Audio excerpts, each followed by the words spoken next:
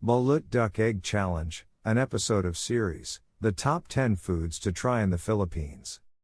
Eating duck embryo, balut, has become a rite of passage for backpackers traveling to the Philippines.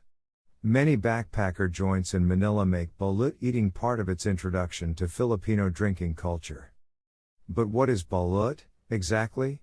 It's nothing simpler than a fertilized duck egg. The embryo has been permitted to develop in the shell for at least 16 days before cooking.